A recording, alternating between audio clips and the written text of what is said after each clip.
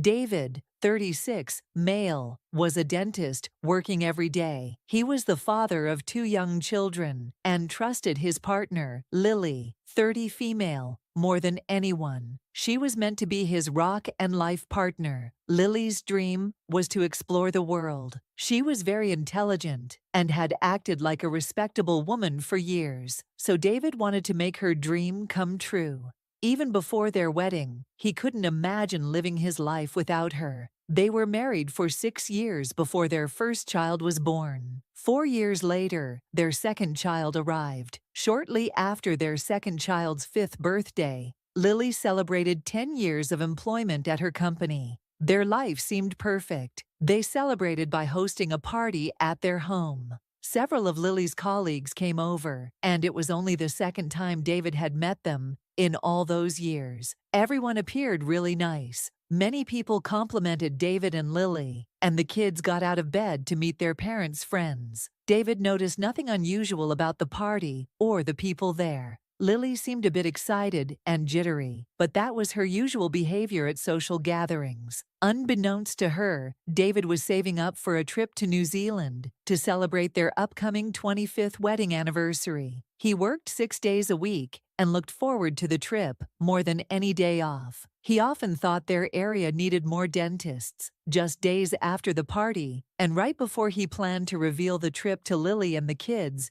his mother-in-law, Susan, texted him. Her message was brief. "She's cheating on you." David replied with a string of question marks. When Susan didn't respond, he called her. Susan sighed and admitted that many people knew about Lily's affair with a colleague. David was stunned. He asked why Susan or anyone else had never told him. Susan said she didn't want to reveal her daughter's secret, but decided he deserved to know after so long. She mentioned that Lily was eagerly looking forward to an upcoming business trip, and that Lily had confided in her that she felt guilt-free during work trips with her affair partner. Susan admitted that Lily might be enjoying the affair more than her marriage. David asked Susan about custody of the children. She started saying that Lily was still an excellent mother and suggested David could let Lily have them.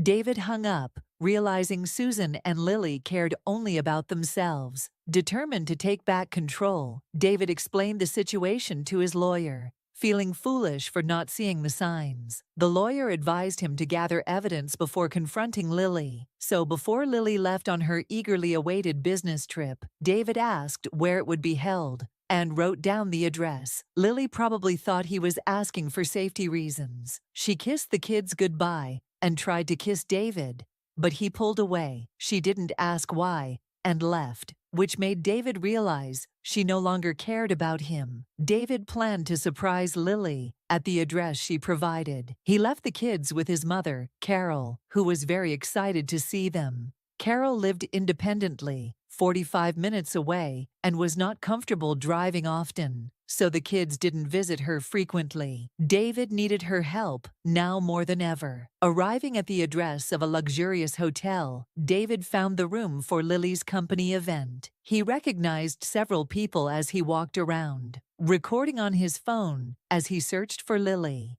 If she was openly spending time with her affair partner, David knew this was the best way to gather proof. People he had met before stared at him. One woman gasped and fixed her gaze on him. David knew he had caught Lily. With an audience of about 80 people, David finally made eye contact with Lily, who had another man's arm around her waist. Just before noticing David, Lily appeared to be having a wonderful time.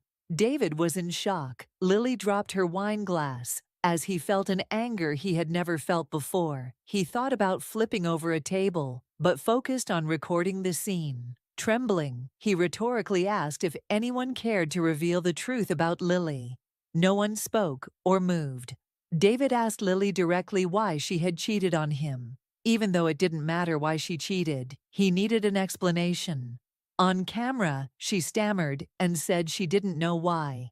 David scoffed loudly and declared that their children deserved a better mother before walking out. Later that night, after returning home with the kids, Susan called, pleading for David to give Lily another chance. Susan said it wasn't her place to reveal Lily's actions, but now wanted David to forgive her daughter so she could return home. Susan admitted she didn't have room for Lily and didn't want her living with her. David laughed heartily and hung up. Susan and Lily had only thought of themselves. Susan was annoyed that everyone knew about Lily's affair except David. So she revealed the truth. Now that it was inconvenient for her, she wanted David to forgive Lily, not out of concern for her daughter, but because she wanted her house back.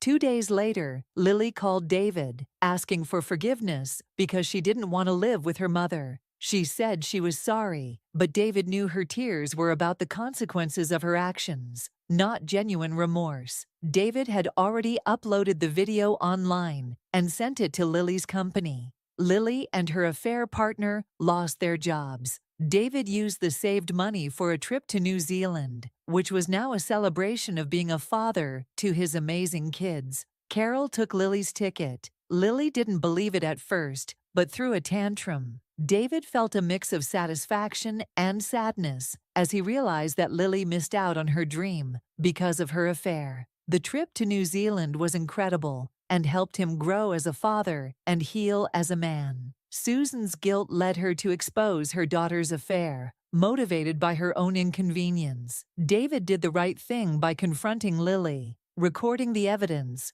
and refusing to forgive her. He demonstrated that victims should not be pressured into forgiveness and should never accept less than the vows their spouse made. Honest communication is the only way to resolve such issues properly. Here's the shuffled and renamed version of the second part of the script. In many cases, when one spouse starts comparing or festers a thought into a justification for cheating, it doesn't mean there's a specific problem with the relationship. It's crucial to shut down that temptation as soon as it arises by having honest conversations with your partner every day. Appreciate everything your spouse shares with you and work together to decide on the next steps. I wish you all the best. Now, let's dive into our next story for today. Alex, 28 male, and his wife Emily, 27 female, married young when they were 20 and 21. Alex met Emily through friends while attending university and quickly fell in love. Despite his past reservations about letting his guard down, he believed they were meant to be together. Alex earned his degree the same year Emily became pregnant. Their life was moving fast, but Alex felt secure and untroubled. His parents were slightly anxious, while Emily's parents were thrilled she was settling down and staying out of trouble. Emily didn't share much about her past, but she had a lot of friends. It often felt like Alex was sharing her with her friends throughout their relationship. After their son was born, Emily resumed her social life and insisted that Alex stay home with their baby.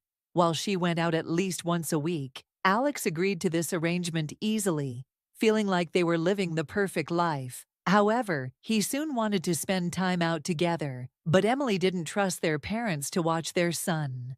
This frustration grew because Alex believed their parents should help and adore their grandson. So, the routine continued. Emily went out with friends, and sometimes Alex watched the baby while she went out. This separation was unsettling. Before Alex could address it, Emily began acting oddly. She would tell Alex which friends she was meeting each night, but she started mixing up names and forgetting details. When Alex pointed out these inconsistencies, Emily claimed she had to lie to her mom about who she hung out with because her mom disliked one of her friends. Alex didn't believe this excuse.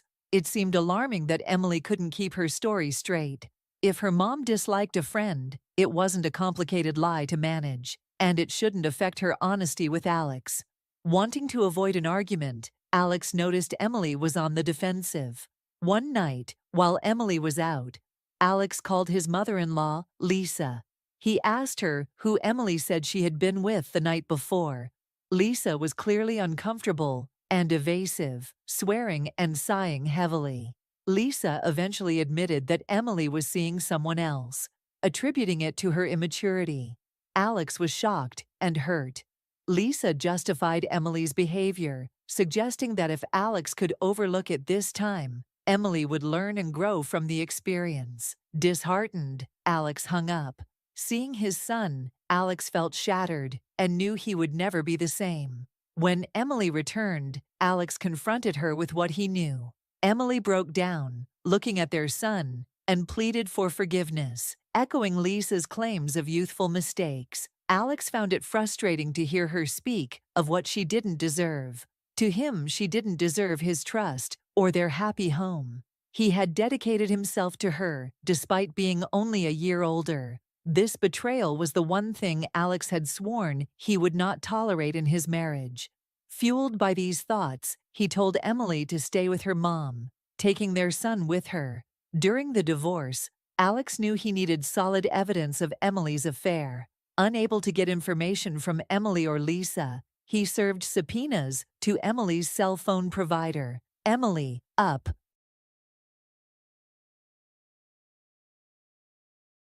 Learning this, requested a protective order to block his efforts to prove her infidelity. Thankfully, the court sided with Alex, granting him the right to pursue discovery, which revealed clear evidence of the affair, including images and texts between Emily and several other men. The evidence showed her plans to meet her affair partner and two other men. Alex won primary custody and began to heal from the ordeal. He started dating a wonderful woman, Sarah, a young widow with a young daughter. About a year and 2 months ago, Alex felt his story was preordained, as if he was always meant to be with Sarah and be a father figure to her child.